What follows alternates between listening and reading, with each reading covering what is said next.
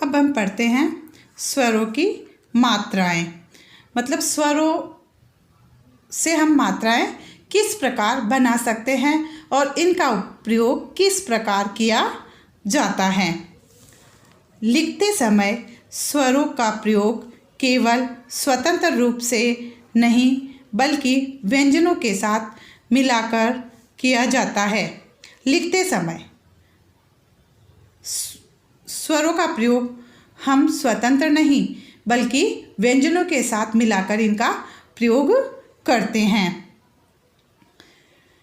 इस स्थिति में स्वरों का स्वरूप बदल जाता है और इन्हें मात्रा कहते हैं। जब स्वर व्यंजन के साथ मिलते हैं तो स्वरों का जो रूप है वो बदल जाता है, जिन्हें हम कहते हैं मात्रा।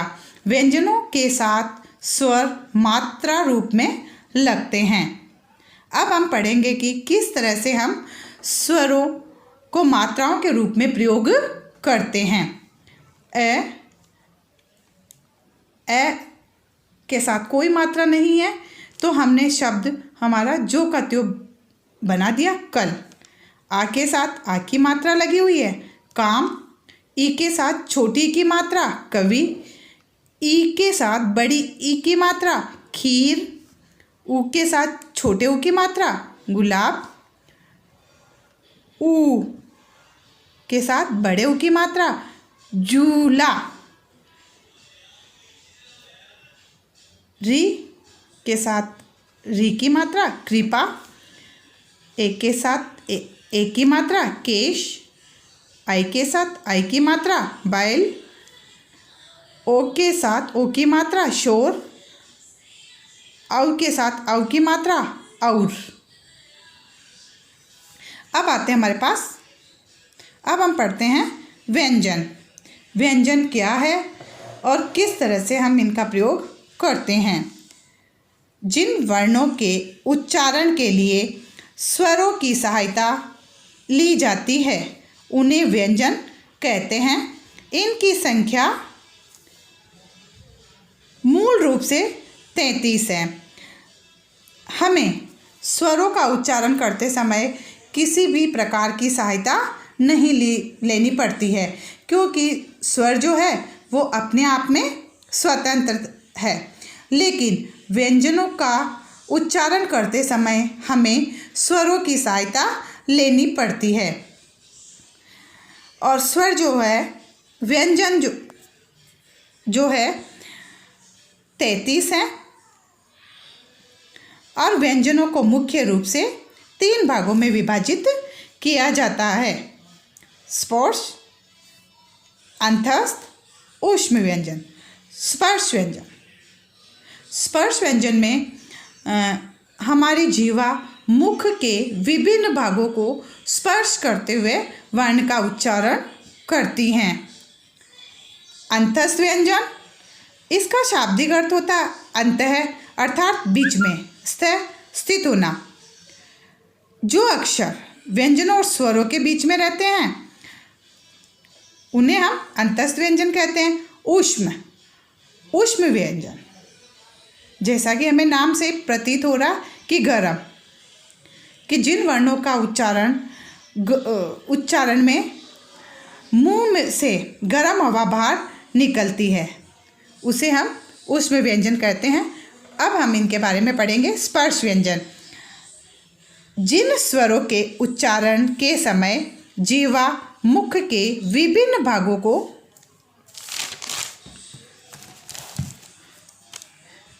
जैसे ओष्ठ, दंत, तालु, जीवा और मूर्धा तथा इनके मेल से बने कंठालु, कंठोष्ठ आदि का स्पर्श करती है उन्हें स्पर्श व्यंजन कहते हैं।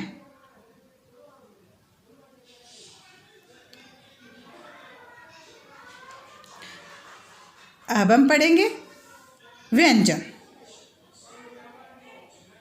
क वर्ग।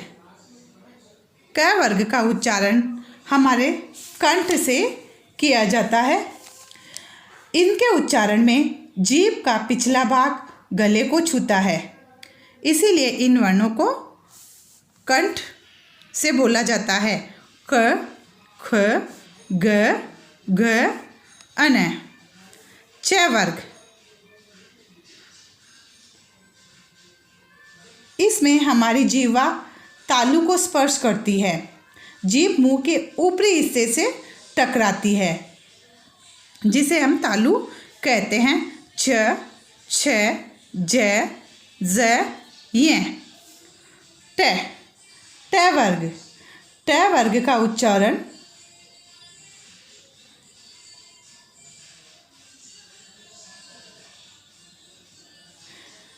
मूर्धा से किया जाता है।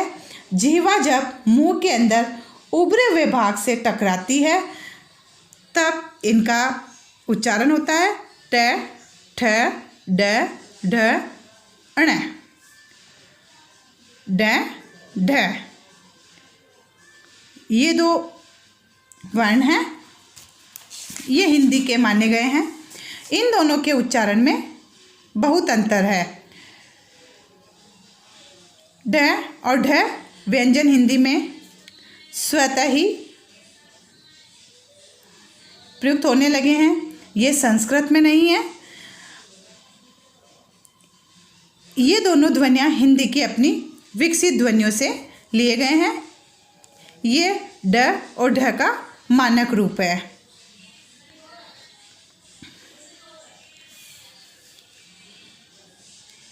दंत त वर्ग है, जिसका उच्चारण हम अपने दांतों से करते हैं। जब जीवा दांतों से टकराती है और जो वर्ण निकलते हैं वो हैं त, थ, द, ध, न। प वर्ग, प वर्ग का उच्चारण हमारे ओष्ठ से किया जाता है। इन व्यंजनों के उच्चारण में ऊपर नीचे के होंठ आपस में टकराते हैं, अतः इनका उच्चारण ओष्ठ है। स्पर्श व्यंजनों की संख्या 27 है। ड, ड और ढ, ढ, ये अलग अलग व्यंजन हैं।